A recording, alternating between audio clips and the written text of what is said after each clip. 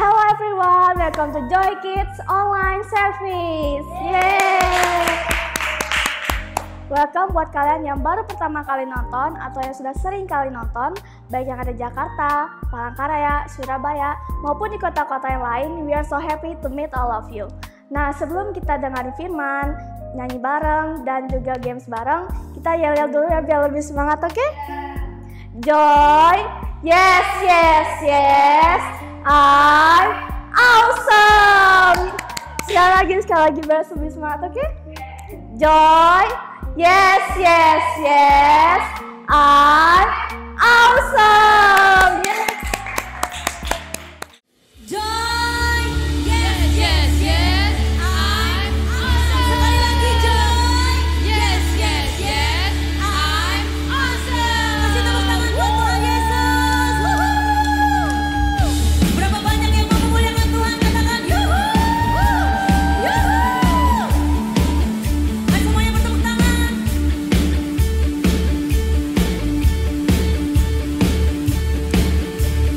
Daki gunung yang tinggi, ku turun lembah yang dalam, ku melintasi padang rumput hijau terbentang. Yesus besertaku, ku terbang luar angkasa, ku selam dalam samudra, ku dayung perahu di sungai. Yesus besertaku, di kanan kau ada, di kiri kau ada, di atas dan di bawah kau ada. Di suka senyumnya, di suka kau ada, di duka pun kau ada, karena Engkau Yesus. Sama-sama ku daki gunung yang tinggi, ku turun lembah yang dalam, ku melintasi padang rumput hijau terbentang. Yesus besertaku, bukan tangannya, ku terbang luar angkasa, ku selam dalam samudra, ku dayung perahu di sungai. Yesus besertaku, di kanan kau ada, di kiri kau ada, di atas dan di bawah kau ada. Senyumnya mana? Di suka kau ada, di duka pun kau ada, karena Engkau Yesus. Bersama-sama pergi ke kanan. Di kanan kau ada, di kiri kau ada, di atas dan di bawah kau ada. Di suka kau ada, di duka pun kau ada, karena Engkau Yesusku. Di suka, karena Engkau Yesusku. Kasih tepuk tangan buat Tuhan Yesus. Woo!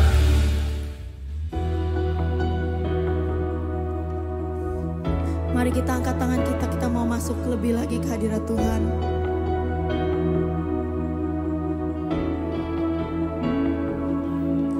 Dalam setiap musim, dalam setiap proses, tak pernah ku jalan sendiri. Dalam pergumulan, dalam kemenangan, Engkau Yesus yang besertaku. Sama-sama, Kau Tuhanku yang turut bekerja di dalam segala perkara hidupku. Kau datangkan semua kebaikan, Kau jadikan serupa dengan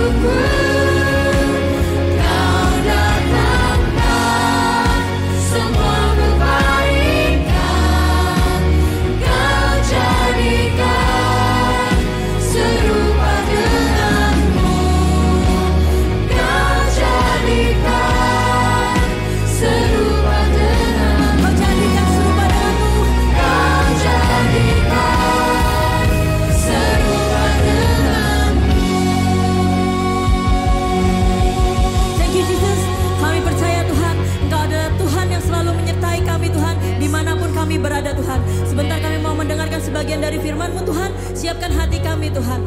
Hanya di dalam nama Tuhan Yesus semua yang siap bersama-sama katakan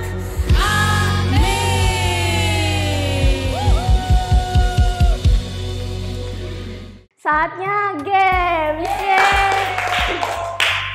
Games kali ini adalah menebak bumbu dapur dengan matanya tertutup. Jadi di sini sudah ada 3 bumbu dapurnya dan mereka di belakang akan menebaknya. Oke, bumbu yang pertama.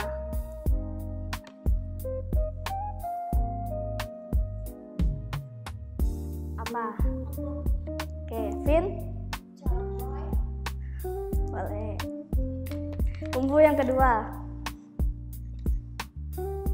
Vin. Oke. Bumbu yang terakhir.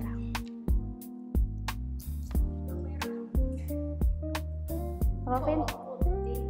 Oke. Mereka sudah semua menebaknya dan pemenangnya adalah Joy. Yeay! Kalian juga bisa cobanya di rumah. Dadah!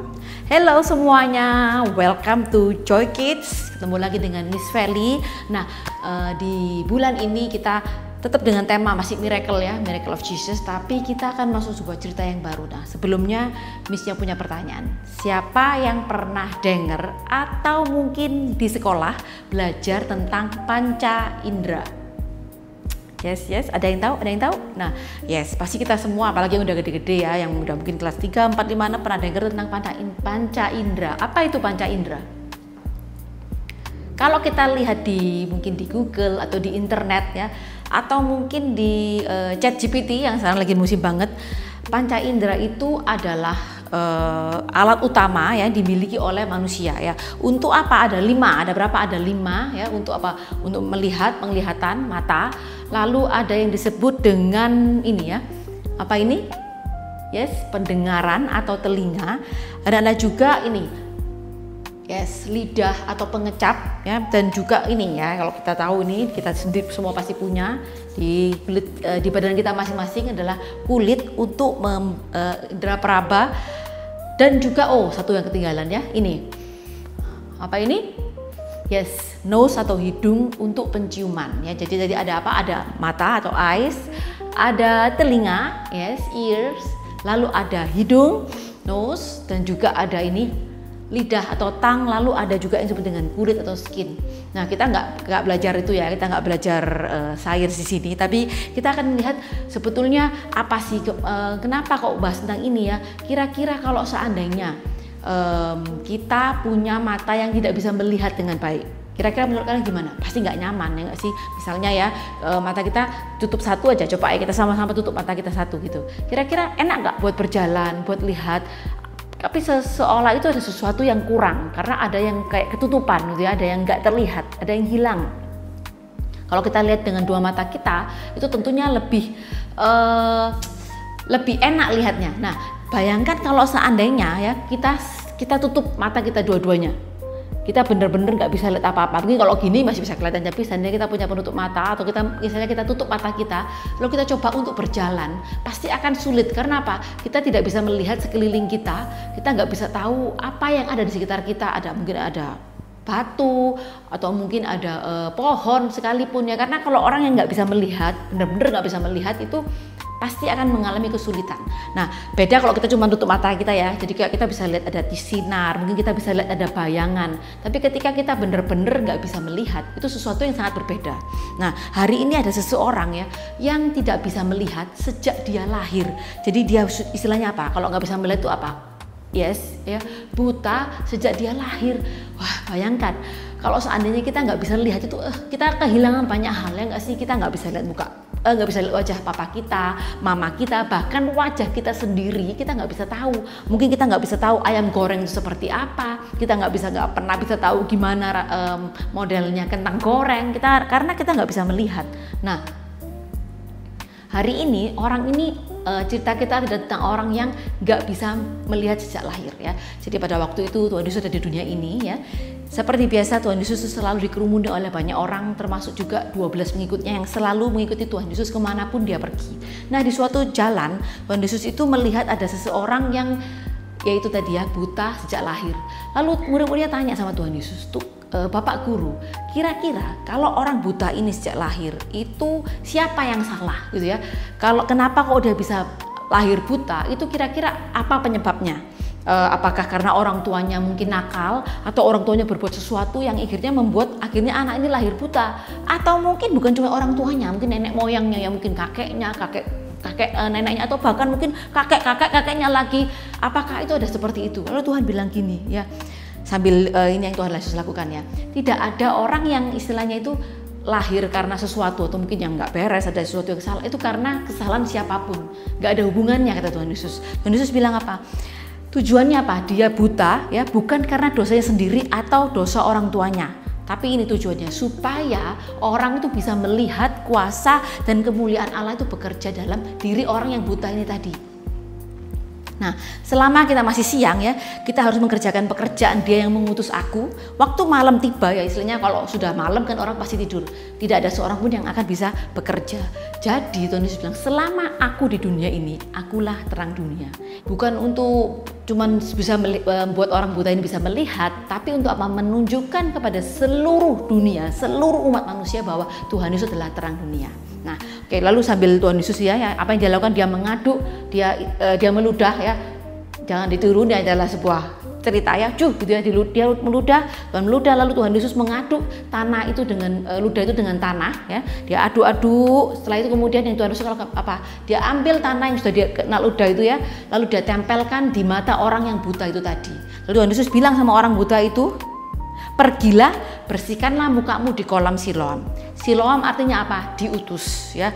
Lalu orang buta itu pergi ya, mungkin ada yang menolong, yang nggak mungkin dia bisa jalan karena dia kan buta. Dia pergi, lalu waktu dia kembali, dia sudah bisa melihat lagi. Jadi setelah dia istilahnya dia cuci mukanya, dia cuci matanya, dia bisa melihat lagi. Lalu orang-orang di sekitarnya mulai bingung ya, tetangga-tetangganya, karena dia ini biasa mengemis di pinggir jalan. Karena dia nggak bisa melihat, dia nggak bisa bekerja, akhirnya dia mengemis di pinggir jalan. Nah, tetangga-tetangganya semua tahu ya, tahu kalau orang ini buta sejak lahir. Lalu tetangga-tetangganya mulai tanya, loh, ini kan orang yang biasanya dulu buta itu, duduk-duduk istilahnya mengemis minta-minta. Ada yang bilang, bukan, orang yang lain. Nggak mungkin, aku tahu, aku sudah lama di sini. Pasti dia itu orangnya. Ini orang yang biasanya itu nggak bisa lihat itu. Nggak, yang pokoknya mereka ribut itu yang mirip. Itu cuma mirip aja mukanya, bukan orang itu pasti. Nggak mungkin, karena orang itu sudah buta dari lahir, nggak mungkin bisa melihat. Nah, akhirnya orang tanya gitu sama dia ya, penasaran kan ya, kayak kita kalau kita lihat sesuatu terus kita jadi kepo, penasaran. Kamu beneran nggak sih itu yang kemarin biasanya yang mengemis di sini tuh minta-minta? Iya bener, that's me katanya ya. Nah, kok bisa melihat lagi? Kok bisa melihat lagi? Kok kamu udah bisa melihat? Lalu orang ini cerita, dia cerita ada seseorang ya, dia meludah, lalu diaduk-aduk, setelah itu dia tempelkan ke mata saya, terus saya disuruh cuci muka di danau, di kolam Siloam, lalu setelah itu dia bisa melihat lagi. Nah, di saat itu ternyata hari itu adalah hari Sabat ya. Mungkin kita juga kemarin-kemarin sudah dengar banyak sekali cerita tentang Tuhan Yesus menyembuhkan orang di hari Sabat. Balik lagi sekali lagi ya, orang-orang Farisi selalu berusaha mencari-cari kesalahan Tuhan Yesus. Lalu mulai ya orang Farisi, wah ini nggak bener ini.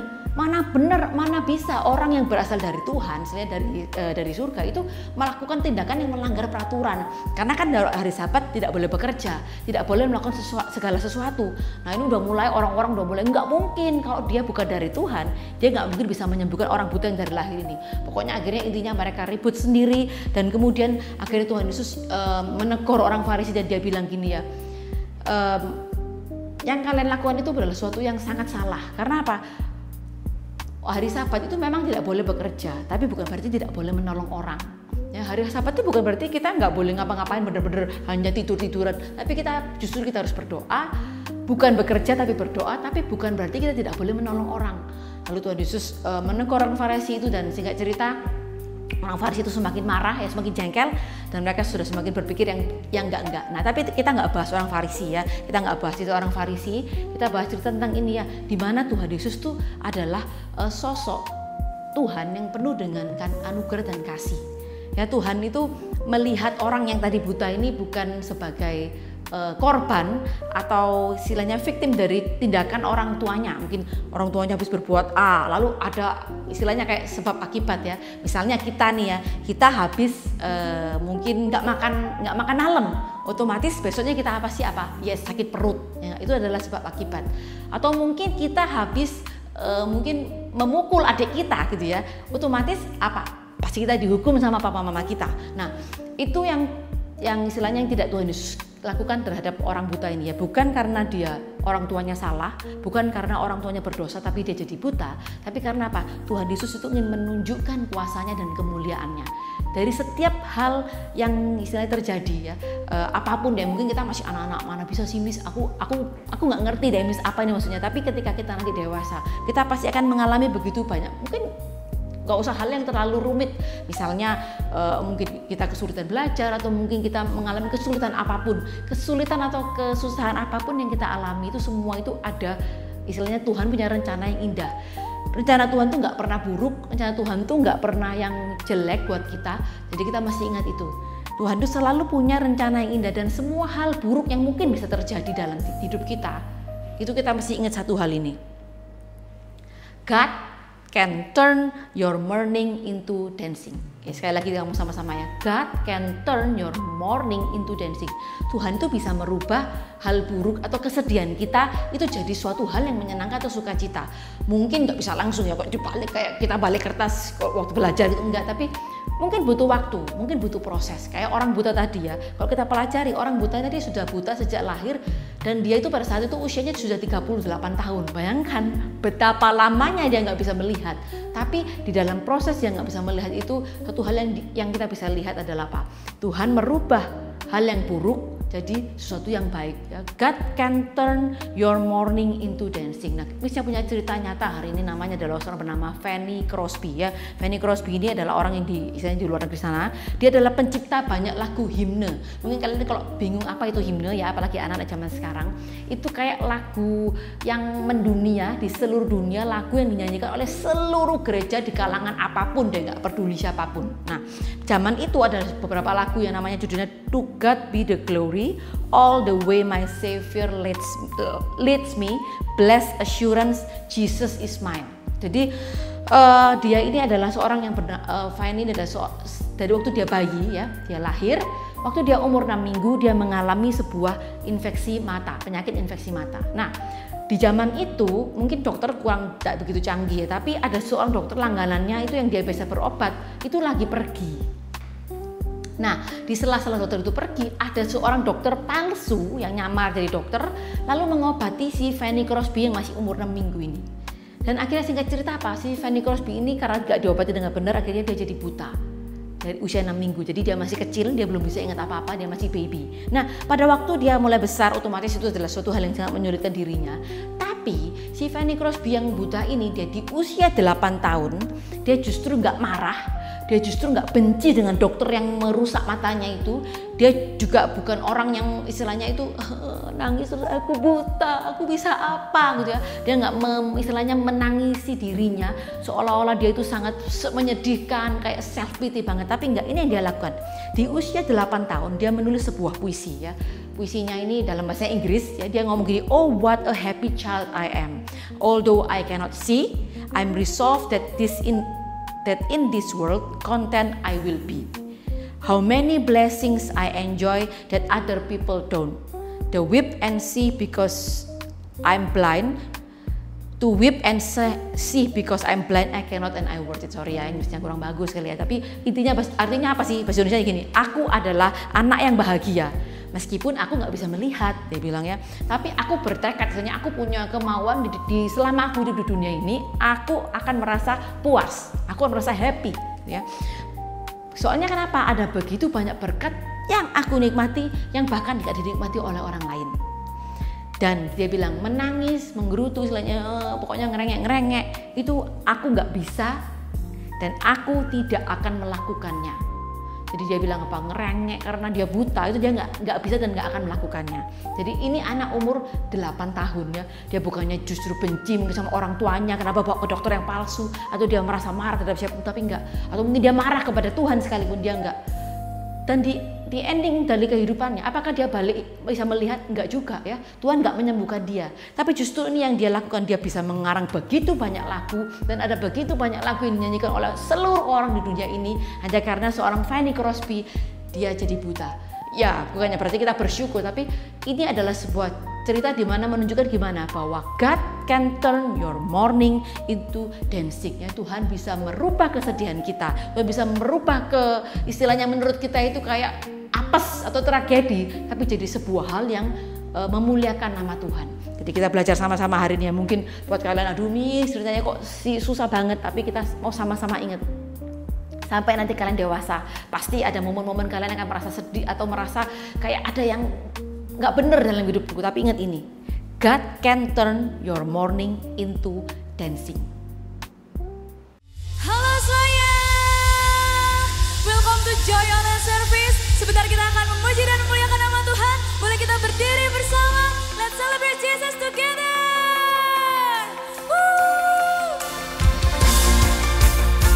Boleh sama-sama tepuk tangan di atas kepala untuk Tuhan kita.